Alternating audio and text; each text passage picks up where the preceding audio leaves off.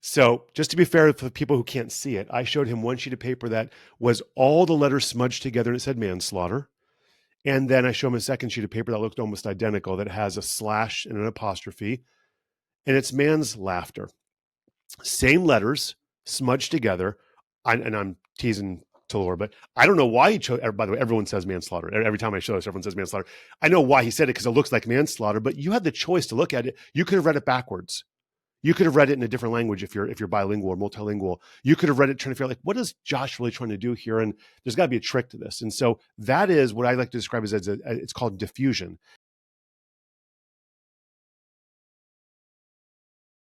Welcome back to another episode of the Peak Performance Life podcast. Today, I am very excited. You guys know I always love talking about the mental aspect of things. And today we have a specialist. We have Dr. Josh Spitalnik on the line with us. He is a licensed psychologist, board certified in behavioral and cognitive psychology. He is the CEO and practice owner of Anxiety Specialists of Atlanta.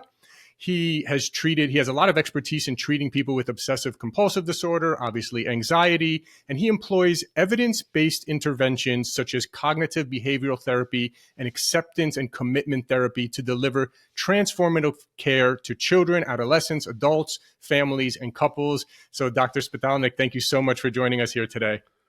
Talor, that was a very generous introduction. It's great to be here. Yeah, you have a long list of accolades, but we wanted to kind of just give a brief intro and dive right into it. This is such an important topic these days. Anyone who has kids knows the anxiety in teenagers and things like that these days, but really so many adults as well. Why don't we start with just a little bit of a background of how did you get interested in the work that you're doing today, and why did you decide on kind of like using cognitive behavioral therapy, which is one of the really, really phenomenal research and studies behind how well that works? I will keep it as brief as possible. It was a very sort of circuitous route to get here, but I've always been fascinated, kind of what you described in how the mind works. And so in undergraduate, I'm a graduate of the University of Georgia in Athens, Georgia, go Bulldogs. Yep. I was actually a criminal justice major, and I was really training to join the FBI. And I was fortunate enough to get an internship with a division like the FBI called the ATF, which is in the United States, the Bureau of Alcohol, Tobacco, and Firearms. And I thought I was going to be this cool serial killer hunter and chase these bad guys down. And as I started getting into that space after undergraduate, it was just bigger than what I thought I could handle. I have a lot of admiration for those in law enforcement and those who are protecting people around the country. It was not the right field for me, but I was intrigued by those who would profile and identify people who are likely to commit crimes, which led me to pursue a background in criminal psychology. So I have a master's in criminal psychology from a school in New York City. And that turned me on to what I do today, which is as a clinical psychologist. I trained in New York City, trained in Boston, trained at the University of Georgia again for graduate school, and have spent many years learning to be a clinical psychologist, which at an everyday level is people who basically sit in a therapy room and do therapy, or sometimes they're academic professors. Sometimes they're doing research. And I do a little bit of all of that. I teach people around the country how to do what you called cognitive behavioral therapy and acceptance and commitment therapy. I do research. I've been doing research for 25 years. I've published articles and written books on various topics.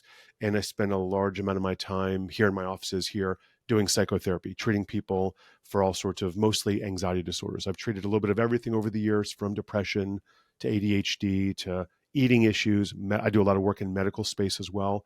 I've trained in lots of medical hospitals, but the majority of my time is kept by supporting, helping, and treating people with various forms of obsessive compulsive disorder, health anxiety, panic attacks, phobias, and then training people around the country and training my staff. I have one of the largest anxiety centers in the country here in Atlanta, training them to be the best of the best. And we employ, as you said, evidence-based interventions that are researchable, that you can demonstrate in research, that you can break down, that you can prove, that multiple research labs can prove that work or don't work to treat various disorders. And for most of the psychiatric issues that people treat, like depression and relationship issues and substance abuse, and in my work, anxiety disorders, CBT, which means lots of different things, cognitive behavioral therapy is typically viewed as the leading intervention across all approaches, and often even better than medication out there. So I'm very proud to be a therapist. I'm very proud to be a psychologist.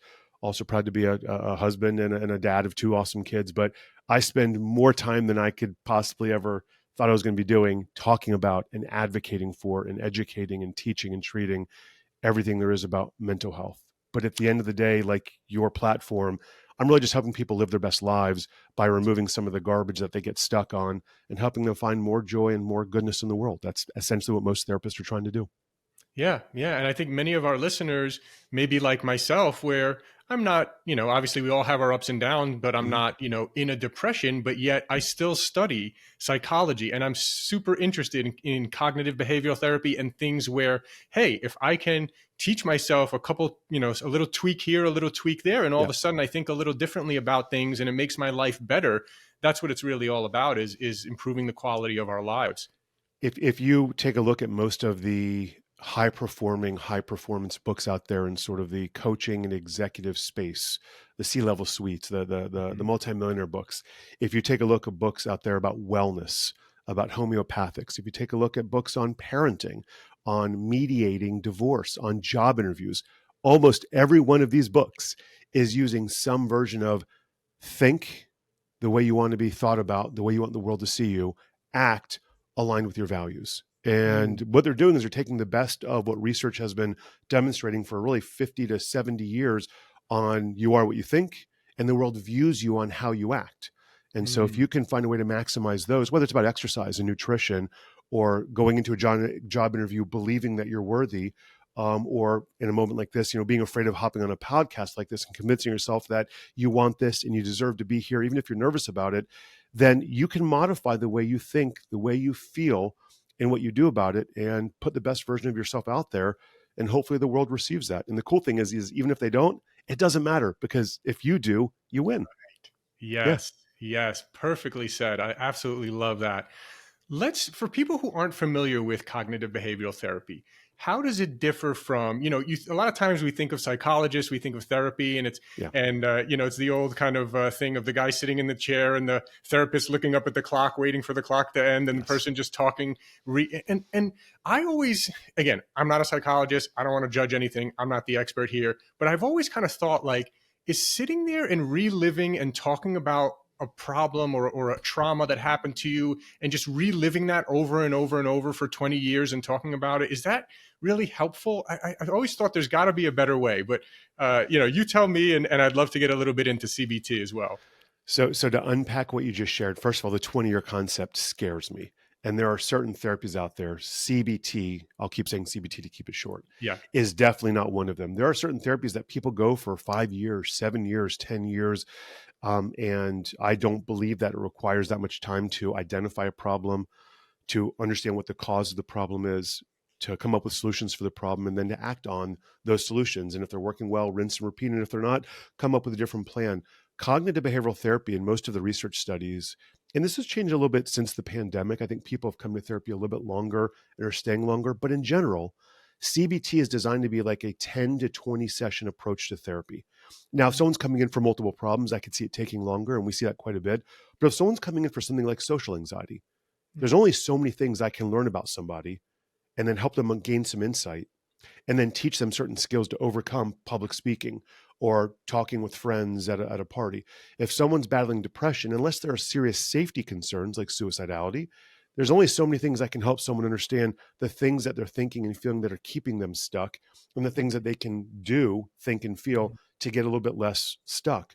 So, in general, when someone says, I've been in therapy for a long time, that concerns me. That typically means they're in a kind of therapy where you're probably doing a lot more like childhood, recovering of memories, or doing a lot of upbringing kind of learning, or you're just processing information without learning practical skills. And the reality is most psychotherapies are designed to be, most of the good ones I think that are evidence-based are designed to be time limited, Mm. symptom focused, which makes it a little bit superficial, solution focused, which makes it impactful. And the goal is then to teach you to become your own therapist. No different than Yes. working with an executive coach, working with a coach in business, working with a workout trainer. I mean, some of us may want to see you for a long time for the business reasons. Therapists, we joke about this, but my job is to put myself out of business. I want to see you for as few sessions as possible. So you become me. You learn all the things I know about you. You impart all the skills I've taught you, and you go and do it yourself. And to me, that's the winning aspect of a therapy relationship. Yes. But when someone says, "Are you psychoanalyzing me?" or "Are you like trying to like," we don't. That's not what we're doing. We're typically trying to understand what your current thoughts and feelings are in general. Hmm. What current actions are you engaging in that are kind of keeping you stuck? Where does that tie to any background stuff? Was there a traumatic experience? Is this how you learned how to cope? Was there a seminal moment in your life where you kind of got stuck and that's how you learned how to like live life? And how do we basically unlearn unhealthy actions, unhealthy thought processes, unhealthy coping skills, and how do we relearn healthier ones, more adaptive ones, better ones? And so Yeah. cognitive behavioral therapy is about going a little bit historical about where you've gotten stuck and what you struggled with, but it's a lot more about the here and now and what you want and what Yeah. things we can do about changing things moving forward, which makes it in general a time limited, structured, and symptom focused intervention that teaches you real practical skills. No different than, riding a bike, learning how to, ride a skateboard, tying your tie, or perfecting a job interview. So it's just maximizing skills, except in this case, there are real heavy emotional things going on the inside that sometimes require medication or sometimes require other interventions that are really kind of keeping you stuck. Yeah, yeah. I like that about, what is the situation? How can we move forward, right? And Mhm. not rather than just always looking back at the past. You need to gather information from the past, but how do we what's the situation? How do we have a solution? So yeah, I'm curious to hear like what are some examples, like what are some of the most common examples that people are coming for anxiety to your practice for? Well, that's I love it. It's a great question, but it's not a fair question because Okay. this clinic is such an anxiety specialty center that first of all, we see people in 40 states, which is most clinics don't have the capacity to do so. We also run tons of support groups, low cost and free support Mhm. groups. I'm a big believer in making mental health very accessible. It's sort of our branding: accessibility, availability, and affordability. And Mm. so we're a clinic that offers services in 40 states for people in rural areas of the country who can't find best practices or clinicians like that we have on our team. We also run lots of free support groups and low cost skills groups. So if people can't afford individual therapy, they can sure as heck afford free therapy or free support groups to come and learn from other people. And so I'm a big believer in that. Mhm. But most people who are coming here this is not usually their first rodeo. And I Mhm. say that because some people will go either to try and find a therapist online. Since the pandemic, a lot of online practices and online companies have blossomed. And that's not a bad thing. At least it gets people talking to somebody. But you're not typically getting the most trained, seasoned therapist at online companies. And though I'm a big believer in using health insurance, I use health insurance as much as I can. My experience around the country is most health insurance providers who do psychotherapy are not always the most specialized. Doesn't mean they're not good therapists. They're not typically doing real specialty training skills. In a clinic like this, we're doing some pretty high level special skills like exposure therapy, Mhm. interventions called dialectical behavioral therapy, something called exposure and response prevention.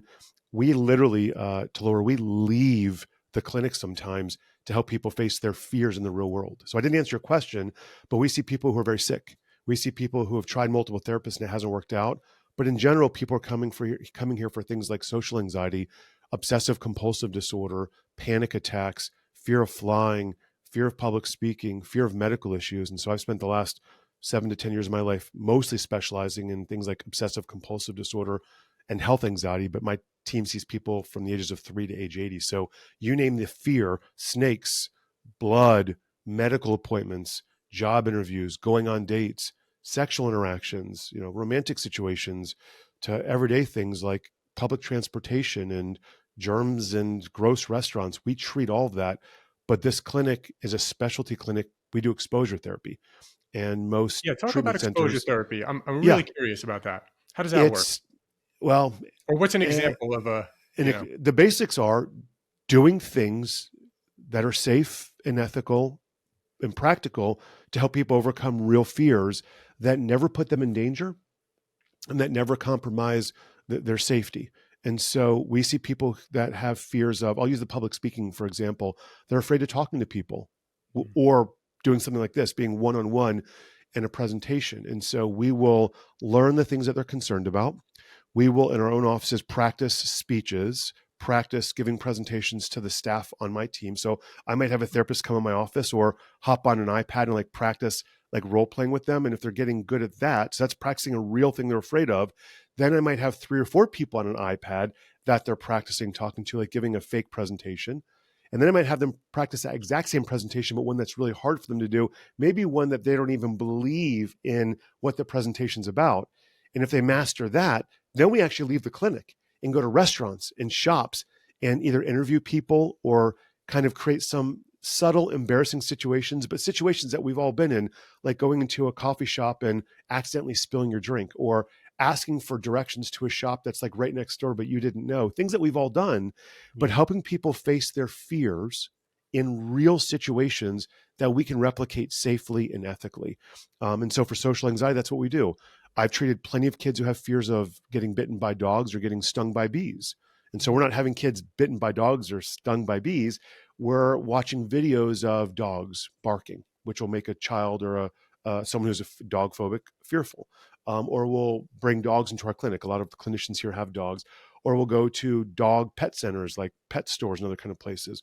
Or for kids who are afraid of getting stung by insects, we will bring dead insects into the room, and we will then walk outside where there's kind of like more safe bugs and things. And then we'll go to parks. Almost any park in the country where there's trash cans, there's probably bees and cockroaches and all sorts of gross things. So we're taking kids, people, adults to real situations that they don't think that they can actually go towards. Why? At the end of the day, Talor, exposure therapy is about helping people no longer avoid. And so if we can help people embrace the things that they're scared of that don't put them in danger, and they can face them head on and learn some coping skills in the process and unlearn those fear associations, they're superstars.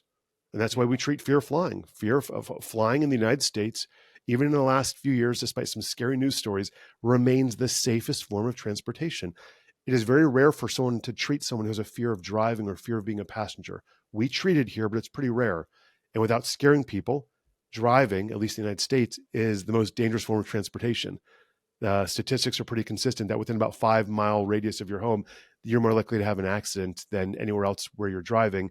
And across all the transportations, I'm talking, this is weird, like elevators, escalators, ladders, pogo sticks, moving sidewalks. Cars are the most dangerous, but most of us don't walk around living in fear of being in cars. But airplanes, because there's these big metal tubes and there's news stories about plane crashes, people are terrified of aerophobia. And so we treat fear of flying. And we will go to the airport with people and we'll help them get through TSA, and we'll teach them skills when they're on the airplane. And sometimes, if we're fortunate enough, we'll actually take short flights with people there and back to help them face their fears head on, which is awesome. That is great. Yeah, I love that. Let me ask you this. I've seen, and again, you guys get like the extreme where people have gone to everyone and nothing else works, and then they come to you, right? Those are extreme cases, and people obviously really need one-on-one help. I would say something I see very prevalent and common in just the general public and people that I know is worrying, especially parents that have kids or family member. You're just excessively worrying about the kids, or excessively worrying about a family member, and literally hours and hours talking on the phone with your friends about it, and going and I feel like it creates I feel like it's very counterproductive and does not create a good energy around things. But what would you say to people? Is there any tips or advice or anything that you've come across from just, a parent who is just deathly afraid and worrying, and then maybe is overcompensating and babying their kid to their detriment? If you're looking for a new job, join our team, because you just described perfectly what we teach people about what anxiety is. So you talked about sort of these excessive processes of thinking and then going to great lengths over and over and over to worry about it. And then sometimes either hovering, micromanaging, or doing too much because they're concerned about it. You just described what most people would draw in a circle is the cycle of anxiety. First of all, I'm a parent of 2 kids. I just launched one to college a few weeks ago. The definition of a parent, if you love your kids, is you're a worrier.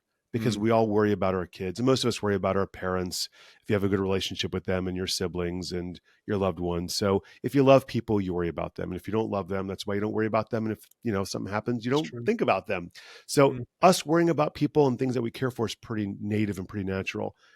But this is where anxiety gets really tricky, because certain anxiety specifically, like you described one that kind of sounds like generalized anxiety disorder. People just worry about worrying about worrying. And if it gets into worrying and then doing stuff about it excessively, it starts to look like obsessive compulsive disorder. those kind of things like to prey on the things that are near and dearest to us. So, of course, a parent who really thinks a lot about their kids and loves them and spends a lot of time on them, guess where anxiety creeps in? Around parenting Hmm. decisions. Hmm. And if you're, focused on certain things in your life like sports or athletics that you're really like focused on, or academics, and it means a lot to you and you work really hard, guess what you worry about? Getting good grades or getting cut from the team. So that's not accidental that the worries, and I don't do dreams and dream interpretations, but our dreams, our nightmares, our worries, they creep into those spaces that we spend the most time thinking about, and the things that mean the most to us, or the things that we're the most vulnerable about. But then you added a second piece, which is once you've gone from a worrying state to actually like doing something about the worry, most of us, it feels productive to keep worrying, or to Hmm. telling everybody about it, or to ask lots of questions. Some people confess, some people chat GPT or Google stuff or look stuff up online. Again, I treat a lot of health and medical concerns. Some are real and some are perceived. And what do people with health and medical concerns do? They doctor shop, they avoid doctors, they ask their friends, they ask friends who have medical expertise, they go online, they check their pulse, they check their blood work, they take extra COVID tests. They do all these things over and over and over because they're hedging their bets. They're Hmm. betting on the over that something bad's going to happen. And so they do all these things to try and minimize or reduce something bad from happening. And if they do that, maybe, just maybe, they stop the real bad thing from happening, Talor. But what do they also do? They stop living their life. And so I Right. find anxiety to be a very interesting scenario where it's very paradoxical, meaning that the things that you typically do that you think are going to get you better actually make you worse. And the things Right. that you think would make you worse, like letting go of it, dropping the rope and moving on, actually get you better. But it's hard to do that when you're scared and doubt and uncertainty creep in and you feel like you're not doing all the things you can do to control the universe or your kids or smoking or drugs or grades or all the things that are out there. And so most of us who are anxious, anxiety comes creeping and it bothers us. We then start thinking and doing things about it. And unfortunately, those things that we think and do often, though they feel productive because you're doing something, they're not productive. And then you find yourself with another issue, which is now I'm spending all my time or wasting all my time doing something and I'm not living my fullest life. And so we see anxiety and other problems as well, where you find yourself coping or doing things to manage it. And what you've really done is you've swapped out one problem for another. Now you've spent all your time talking to people about something or looking stuff up online or hiding under your covers or popping pills or drinking or doing things that you think manage the problem. And maybe they do a little bit, but now we're dealing with another problem. And that's a weird situation to deal with. So if you can unpack that in therapy and find all the things that are keeping you stuck by how you think, keeping you Hmm. stuck on coping mechanisms or actions that are really actually not productive, but they look productive, and you can let go of those, you got to swap those out with healthier actions that are more values based, that open up your world, that bring you more joy, knowing that unfortunately we all have to take some risks out there. And it's Yeah. those risks that make the rewards that much more beautiful. Yeah, yeah, and I think sometimes your someone's anxiety could, to a kid, for example, with a kid, could make the kid have anxiety, right? Like you got to be really careful with these things, and so I think it's really important for people to work on this stuff. So that's something that you would do. So with CBT, you would take, let's say, take a parent who maybe has this anxiety, and you would kind of try to get down to the root cause or why they have this anxiety, and then kind of say, okay, what can we change? How can we change the way they Mm-hmm. think about things? How can we change their actions, and kind of work with them to find something that works individually for them? Everything except the root cause part. So Okay. Okay. we may or may not go to the root cause because sometimes the root cause changes. Like the Hmm. why in therapy, most of my patients or clients will never hear me say the word why. They'll hear me say function. And I think function in all the work that your platform does, function is everything. Hmm. What's the functional value of taking that medicine or not, doing that exercise or not, going to that skills activity or not? Why shifts, it shape shifts. It's kind of amorphous, but function's a pretty behavioral concept. And so at the end of the day, I'm a cognitive behavioral specialist. I'm board certified in behavioral and cognitive therapy. If I can kind of demonstrate it in a mathematical way, which is what function is, it's a behavioral description, then I know what's keeping you stuck and I can sort of flip it upside down and make you unstuck. So I agree very much with what you said. When we see parents having anxiety, there's both a genetic loading that can pass down to the kids, but observation, kids watch what parents do. So when a mom's like, I don't talk about food stuff in the house, but mom's restricting her eating, orders only certain kind of foods, kids see that stuff. Mm-hmm. When you see parents getting really extra concerned about finances in the house and they're making it public with their kids, kids will get concerned about finances. When you see parents talking about stuff in the news, and there's been some pretty scary stuff in the news in the last few months here, at least in the United States, there's healthier ways to talk about it and unhealthy ways to talk about it. And it's our job as parents to sort of maybe hide some of that from our kids, our own concerns and our own insecurities, or it drips into sort of that relationship with them. So, but to your point, we like to teach people the things that they are concerned about, help them gain insight into that. Maybe we'll find out why, but more importantly, what's driving that fear? What's the function of that fear? Well, it's to keep me safe, or to not mess up, or to not get in trouble, or to not bankrupt my family, or to not lose my job. So if you know that's what's driving it, you're doing actions to sort of reinforce that. It's actually kind of keeping you stuck, which goes back to my last point about the paradox. And so we have to find other actions that, instead of trying to prevent you from being stuck, try and add to your life. So this is kind of getting into like psychology 101 stuff. Mm-hmm. We're talking about operant conditioning. This might be appropriate or inappropriate for your platform out there, but we're talking about, there's two ways in which most of us are motivated by future things. And I would bring the crystal ball in the room. Are you driven by the carrot or the stick? That's the horse metaphor. Are you driven by trying to avoid getting hit by the stick, or being tantalized and rewarded by the carrot? And so the kid sitting at the dinner table and he is doing his best not to say a bad word, is it because he doesn't want to get in trouble, or because you've promised him a reward, a cookie? You're trying to get a good grade because you don't want to fail your class, or because you want to be the valedictorian. And in general, most of the things in anxiety are about trying to remove bad, remove pain, remove guilt, fear, regret, disgust, shame. And it might remove it a little bit, but when you're constantly focused on trying to remove something bad, Talor, what are we not doing? Yeah. We're not focusing on what we want. No. Right? Yeah. So you might successfully remove something bad, but now there's this big hole in your life of, what do I do now? Versus most of the bad things I'm going to talk about in therapy, most, not all, but most, they're not life altering. They're not death defying. They're not going to kill you. So if you can let go of that mission of trying to remove bad and figure out what on the values side of your life, positive reinforcement, are you excited about? And we pursue those. If they don't work out, well, it was a noble effort and we can try something else. And if it does work out, you've hit the jackpot. And so I would really like to get people to orient themselves from negative reinforcement, doing things to try and prevent bad things from happening, to positive reinforcement, doing things with the hope, not a guarantee, but the hope that something good might come from this. And if it doesn't, try something else. But at least you're going towards growth, joy, and a bigger life. And most of us, Michael Jordan missed more shots than he ever made. In my he's still the most prolific basketball player of all time. I'd put Kobe number 2. Yeah. Michael Jordan's the bomb, and LeBron probably number 3. But he missed more shots than he ever made. He wasn't worried about missing. He was focused on winning. Yeah. And so I love that mindset of focused on things that make your life bigger and better, and pursuing championships and amazing things. And unfortunately, when you do that, we lose sometimes, but that's okay. Yeah. Yeah. Do you, in talking about changing the way people think, right? Which is kind of like, you change the way you think, then you change the way you act. In terms of changing the way you think, I mean, like, for example, I don't know if CBT employs any kind of practice like this, but for example, for me, my morning routine where I go out and I start saying everything I'm grateful for, and positive affirmations and things I'm grateful for, and visualizing my ideal future and things like that. Those things really are extremely beneficial for me in terms of focusing on exactly what we just spoke about, right? Focusing on the positive rather than worrying about the negative. Is there anything like that? Any kind of like standard practice or tips from any kind of CBT that is similar to that? Yeah. So, and to be fair, even though you were using thoughts and language and value statements, I'd actually call what you described more behavioral, because you put a plan in place that I'm going to act, think, or feel a certain way, and I'm going to follow through on that. You just were using mentalism as the mechanism, but you put a behavioral plan in place. In cognitive behavioral therapy, there's usually 2 ways in which we address, I use the phrase stinking thinking, or getting stuck on thoughts.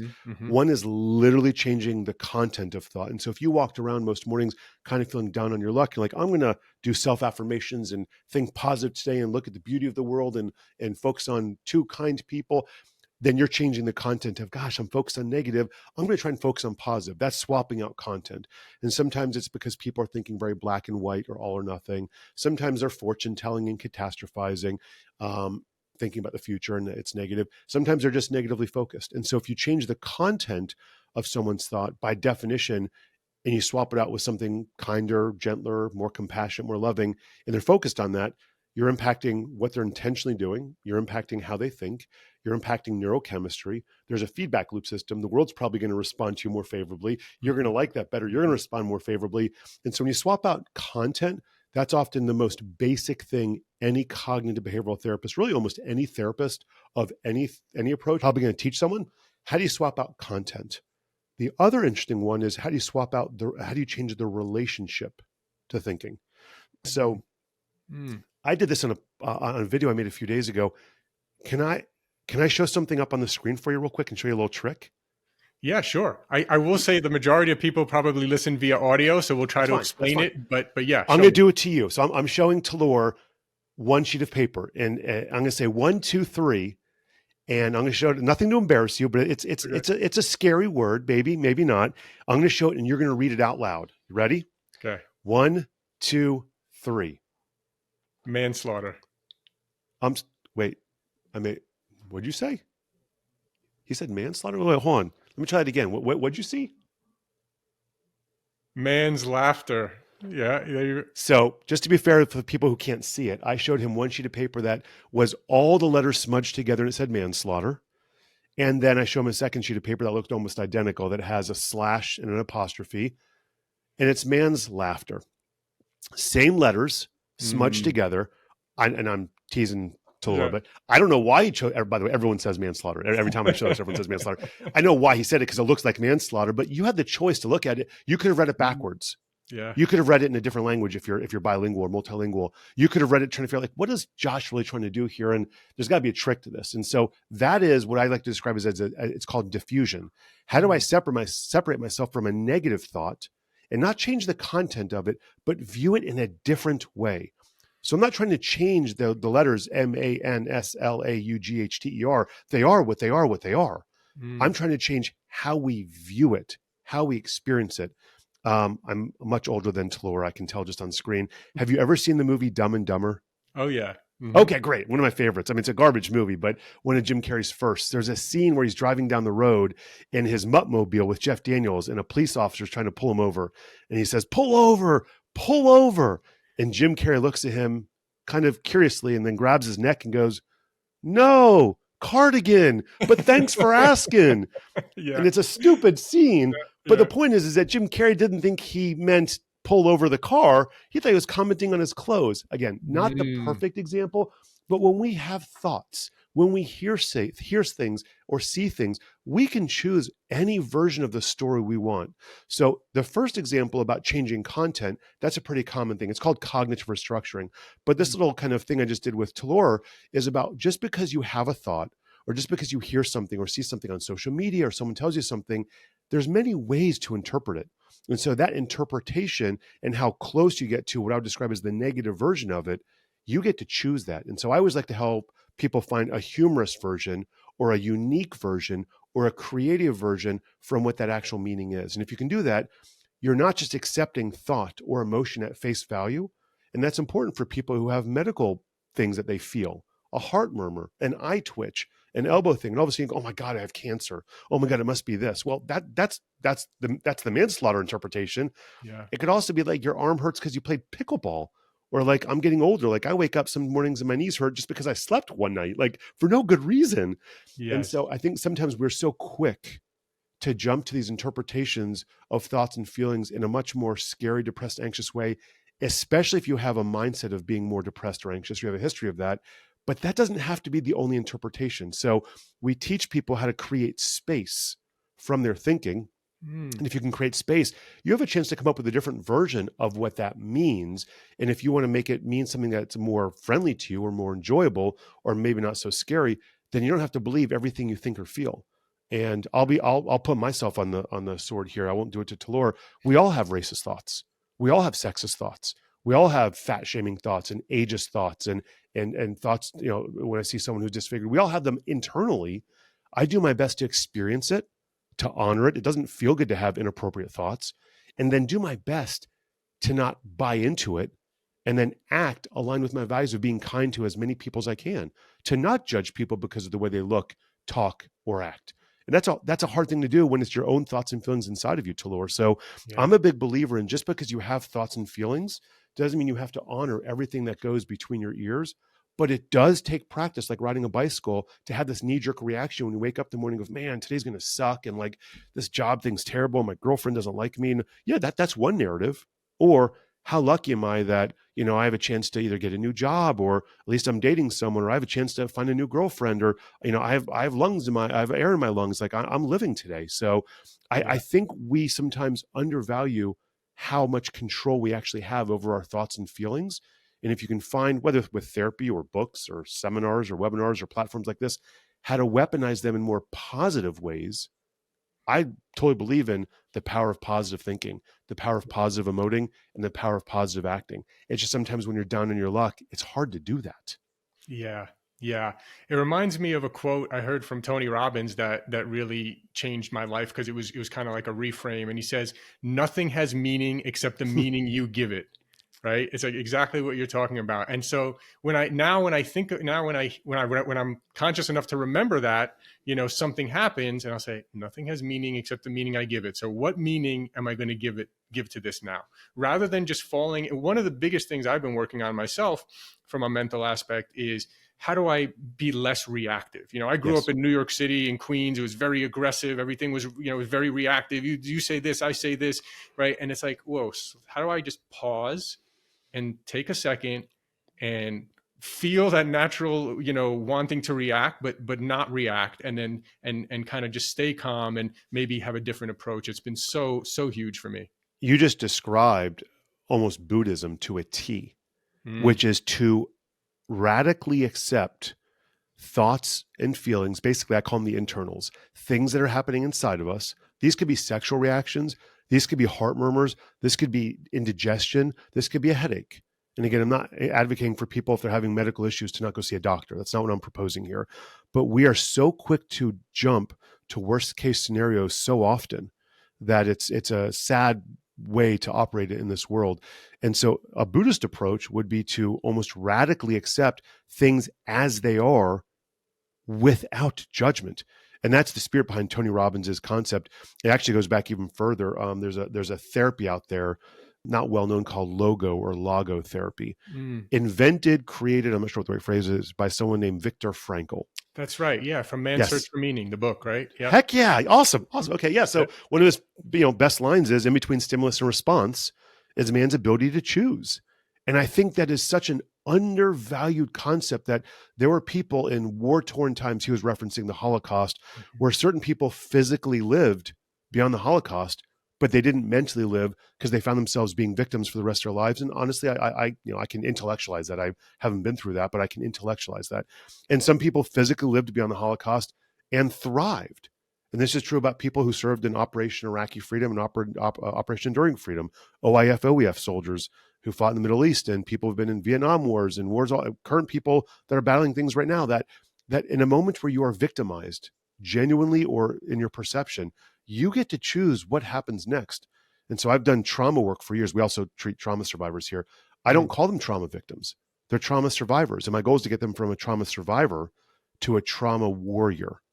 How do you go from being a worrier to a warrior? Nice. And I know people are victimized. That doesn't mean that they have to be victims.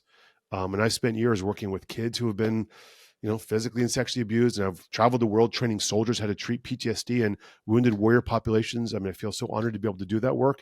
But people come out of really horrible situations. And unfortunately, we don't know why about 30 to 40% of sexual assault survivors and military personnel end up having PTSD, but they do. There's probably some genetics to it, and there's probably some cognitive behavioral to it. And we don't know why 50 to 70% don't. But in between stimulus and response, we have agency. And sometimes it's harder for certain people to find that agency, Talor. It's just hard to know, like, how do I get myself out of this stuck situation? How do I get unemployed? How do I end this bad relationship? How do I get out of bankruptcy? There's not always easy ways to get there, but I do believe it begins with a mindset. And so I appreciate you bringing me on this platform to talk about mental health stuff. And I spend more of my time talking about people who are struggling with mental health, but I love talking about even if you're not struggling, how to maximize your mental health. And I think everyone knows everybody has medical health, but I like to go around saying we also all have mental health. Just some days my mental health is not great, and sometimes it is great. But people think we just have medical health, and then people suffer with psychiatric issues. We all have mental health. And if you can maximize your mental health by doing the things that you've described, like self-affirmations and looking at the positive sides, even in bad situations, and being kind to people and radically accepting things, as long as you're not, in danger of being victim, the world's a much more beautiful place despite all of the bad things that are going on. I just believe in that, or I'd be the most depressed therapist in the world, to be honest. Right, Yeah, exactly.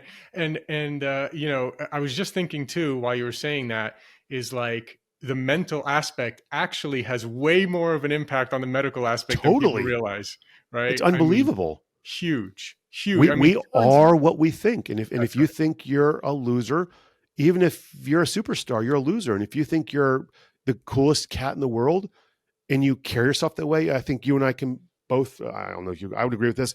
When people are turned on by someone, when they're attracted to someone, I know there's a physical element, but it's usually how they carry themselves, Yeah. how they talk, how they, not by their resume, not Hmm. by whether they're the most attractive person ever. In fact, some of us are sort of intimidated and bothered by that. But when you carry yourself with, compassion and being cool and kind of chill and kind of present and aware of what's happening around you, I think a lot of us are turned on by that kind of person. That's real leadership. That's the kind of person I want to hang out with and get to know. And so I think that is how you carry yourself. And I think it's really hard when someone has low self-esteem or a lot of insecurities to sort of hide that and put out the version of yourself that you want. But if you do, the world only treats you the way you present yourself. Yeah. That's kind of powerful. And so some of us walk around. I mean, I had acne as a kid, and I took medicine for it years ago. I mean, it's demoralizing if you're disfigured, if you're heavy, if you have skin patches, if you have acne. That's physical stuff. It's hard to kind of hide that. But if you don't have that stuff, and even if you do, you can get beyond that. If you're walking around with your shoulders down and kind of down your luck, people see that stuff. Yeah. And so I really do believe there's a lot of value and power in all of us learning about how to mentally kind of get clear and be serene and calm yourself down. And whether it's about self-affirmations or sending funny jokes to your friends or looking at funny things online just for humor, it's within reach. Finding joy and happiness and seeing the beauty in the world, I swear to people, it's within reach. It's just sometimes on dark days, it's hard to do. And that's why sometimes people need therapists. Or go Yeah. back to your journal where you wrote positive things on those tough days. That's when you really need the journal, because you've Right. been there. You've been on good days. And so Yeah. anyone who's out here listening right now, for whatever reason, if you're struggling with mental health, find a therapist. But if you're just living your life and down on your luck, there is so much beauty in this world. Just look the other way. It's there. I promise you. Yeah.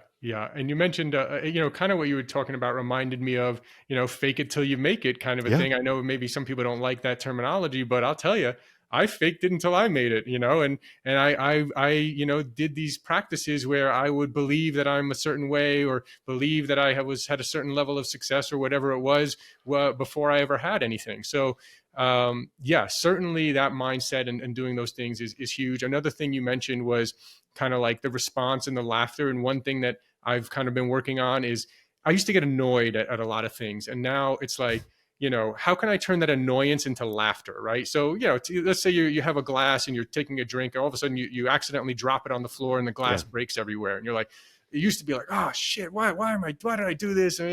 All this kind of stuff. Oh, I got to clean all that. And now I drop it and it breaks, and I might catch myself starting to get annoyed. And then I just say, I'm going to laugh now. And I just It's laugh it out. almost humorous. I mean, Yeah. if you can look at the humor in it, it's ridiculous. And the Yeah. phrase "don't cry over spilled milk," like, boy, if things were just that simple. But sometimes you can actually make them that simple. One of my favorite things. This is going to be a weird thing to share with you, but I don't mind sharing. I'm a weird therapist, and we do weird things in my practice. Nice. When I have someone who's really struggling to find humor and joy in this world, Mm. and I hope some of your listeners do this, is I have people try a few weird tasks, things that are completely out of their comfort zone, things that are almost impossible not to smile or laugh at. And again, this is where social media and Instagram and TikTok reels can sometimes be so valuable, despite all the garbage that's on those platforms. There's some real gems out there, and there's some real good stuff You out got to there. get a good feed. You got You got to have a good feed. You have to Yeah. alter your algorithm a little bit. But the way to do that, there's two things I always like to point people to. Go either on social media, which is sometimes it's hard to find there. I just go to Google or ChatGPT, which you can just craft your search from there. Go onto a search engine of some kind or an AI platform and look for pumpkins that have been made to do human things. And without destroying your podcast and embarrassing you and I, you can find pumpkins throwing up. They have pumpkins at the front of a nacho plate where it looks like vomit's coming out, but there's like not, it's a whole plate of nachos with the pumpkin on the front end. Pumpkins that look like they have like arms and hats holding a beer, throwing up pumpkin seeds. I mean, you can find pumpkins that have been put in every human position possible. I'm not going to get inappropriate on this podcast that you can't look at seriously. That's one of my favorites. So finding the funniest pumpkin positions or humanized versions of pumpkins and then send them to your friends. So again, safe for not NSFW, safe for work pumpkin pictures. Send those to your friends as surprises. Another one is looking for the ugliest dogs in the world. And it's almost always, there's like the Chinese water dog. It's this scraggly looking dog with like a tongue hanging out and looking like it's been left for dead. But there are some funny looking dogs out there. Find the ugliest dogs in the world, take a picture of them, send them to your friends, and just leave just the picture. That's all you have to do. You're going to get a reaction of some kind. There's basic, potty humor and that kind of stuff. And sometimes I find doing something that's just so blatantly dumb and stupid and funny is something that will get you out of your stuck moment. Because when you're in it, when you're down the rabbit hole, when you're down in your luck, it's kind of hard to pull yourself out of that. I know it is. And sometimes it takes just a small mental trick, a little twist. And sometimes it's someone doing something nice for you, but that means you're waiting on other. And so that's external locus of control. I'm a big believer in internal locus of control. What can you do in that moment to alter your brain chemistry, to alter your day, to alter your mojo? And unfortunately, we have so many things at our disposal on our phones that are underutilized. Inappropriate jokes you can send to your buddies, or sending a haiku that ChatGPT made for you, a love haiku to a friend of yours. Like, there's so many cool things you can do. It just takes a moment to try it. And if you do that, at least for a split second, you've altered your body chemistry, the way you think things are happening, and maybe you crack a smile, and you burn more calories by smiling than frowning. That's a fact. There you go. You go. And I mean, I think it's actually a bigger discussion too that we don't really have time for today, but it's an interesting thing where what are you watching? What are you consuming? Right? Yeah. Are you, like, for me now, I, for the most part, try to only consume comedies. Right. If I'm relaxing at night and watching something on TV, I just want to watch a comedy. Right. I don't want to watch some, violent drama, emergency room, show or whatever, these kind of things. Right. It's just, it's not helpful for me. So I want to put things in my mind. Right. Are we watching? Is someone listening now? Are you so obsessed with the news and political stuff this party did this and that party did that? There is nothing, unless you're going to do something about it. Like, there's really no point, right? If there's nothing you can do about it, there's nothing you can impact unless you're going to actually take action and do something. So why even put yourself into this negative loop? I know we're going to wrap up seconds, and I appreciate that time is of the essence. I think you maybe outlined, if I ever meet you again, the next podcast. I have at times thought the first thing I'm going to do in a session, I've never done it, and I might one day, say, hand me your phone, and are you on Facebook, TikTok, or Instagram? Those are probably the 3 leading platforms, and depending on the age of the person, I could probably guess. Show me your reels, show me what you're watching, and I can tell you, what kind of energy you're vibing. If you go to my social media, I'm going to post professional stuff on Facebook and Instagram, but for like social entertainment stuff, I am on Instagram. Mine is pickleball, and this is how boring I am. And it's intentional, because there's other stuff I could look at. I mean, there's political stuff that comes on my stuff all the time. Pickleball, University of Georgia sports, a little bit of bourbon, and then soldiers coming home, people surprising each other that haven't seen each other in a while. And there's 4 or 5 influencers out there that basically give money and do donations to these, like, people down in their luck. I'm watching feel-good stories. Yes. And that's completely intentional, because all I have to do is, I mostly watch CNN, which is slanted in one direction, I know, and I mostly watch certain TV shows. I can find politics and horrible stuff anywhere I want.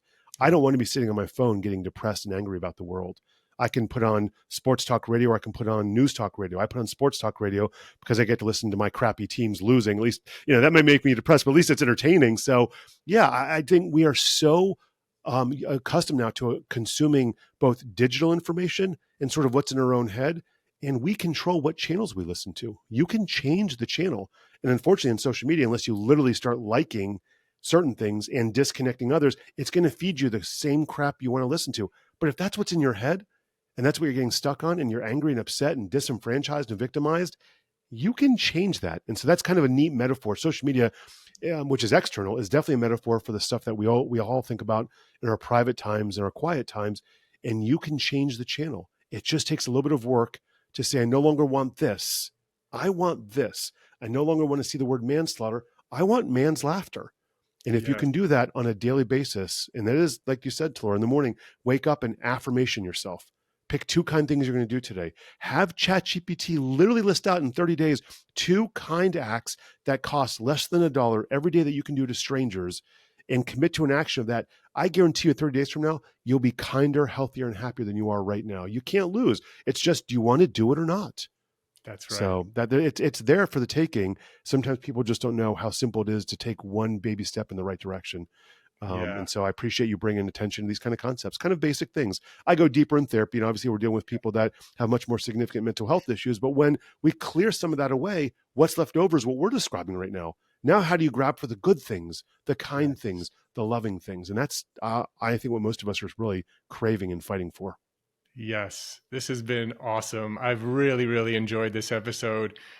Please tell people where they can follow you, find you, if they know someone who needs your help or if they need Sure. your help. So my clinical practice is Anxiety Specialists of Atlanta. Keeping it simple, that's the website, www.anxietyspecialistsofatlanta.com. I also run a free, huge health anxiety platform. Actually, I think it's the largest one on the web right now, at least in the United States, which is called overcominghealthanxiety.com. You can go there and you log in. You have access to all sorts of things for people that worry about medical issues, whether you have real medical issues or you're just terrified of health and medical issues. And then we offer support groups and resources and videos there. So those are the 2 websites, anxietyspecialistsofatlanta.com and overcominghealthanxiety.com. I'm also mostly on Instagram. My company is on Facebook. I'm mostly on Instagram. I think I have some platform stuff on TikTok with both my companies that I have people doing, but I spend most of my time posting stuff on Instagram and consuming Instagram. And that's where you can hit me up there. And my handle, I think, is it's anxiety ATL doc on Instagram. Anxiety ATL Doc on Instagram. That's Yes, great. sir. And you guys also work with people you mentioned in 40 different states. So it's not you're based in Atlanta, but you work We are with. based in Atlanta. We have people operating in 3 states, but the majority of us are here. And because I'm a psychologist, there's a few designations around the country where psychologists specifically. So we have psychologists on our team, licensed professional counselors, licensed clinical social workers, and then trainees and grad students and other people. But psychologists in the United States several years ago were given some provisions, and there are currently 40 states that have adopted, and Georgia's one of them, which is why I can do it, that I can see people without any regulations, any financial things, any weird stuff. I have to keep up with certain registries and professional things and pay some fees. But yeah, I have 10 people on my team that can see people in 40 states. But my team knows that not everyone can see us for a variety of reasons, either schedule reasons or financial reasons or geographic reasons.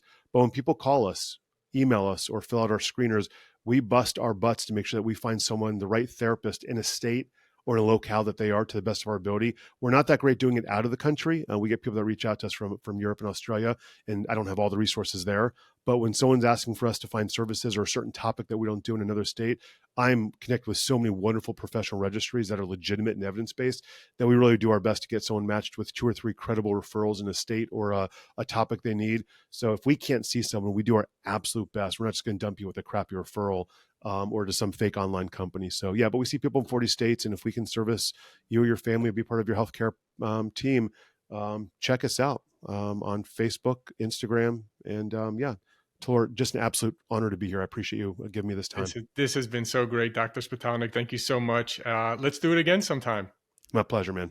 Thank you. All right, man. Thank you for listening. If you enjoyed this episode, it would really mean a lot to me if you would forward this episode along to any friends, family members, anyone that you think that would get value out of it and learn something important.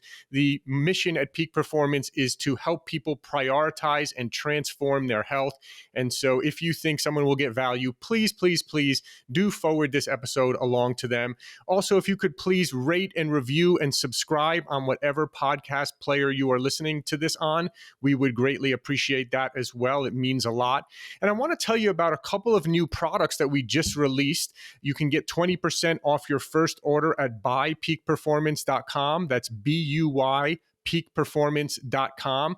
We just released a brand new grass-fed beef protein isolate.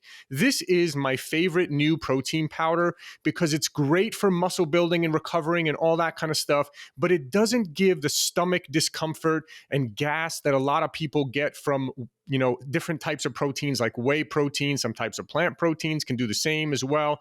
It seems to be really, really easy on the stomach while still giving all the great benefits of muscle building and everything else that you want from taking in adequate protein. So check out our new beef protein isolate. We have it in unflavored, which I actually mix and blend with my morning coffee every morning.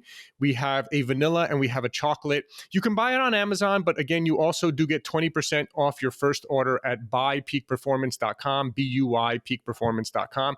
We've also recently released organic mushroom coffee. We have these in Keurig compatible K-cup coffee pods. We have organic mushroom coffee with lion's mane, reishi, cordyceps, turkey tail, and chaga mushrooms blended with the high altitude organic coffee that we've been using and that we've been famous for years. So that's been a big hit, that one as well. You can get on our website or Amazon, any of our products. And of course, we're always famous for our organic green superfood powder that has almost 5,000 reviews on Amazon with a very high star rating. We're known as the best tasting USDA certified organic green superfood powder with over 25 plus organic ingredients. Again, we also have the organic red superfood powder. We still, of course, have the organic plant protein for those who do prefer the plant protein, but I'm really excited about this new beef protein isolate and all of our other products. We do have over 100 products, so just check us out if you type in Peak Performance Supplements on Amazon or if you go to buypeakperformance.com. Thank you so much, and we'll talk to you again soon.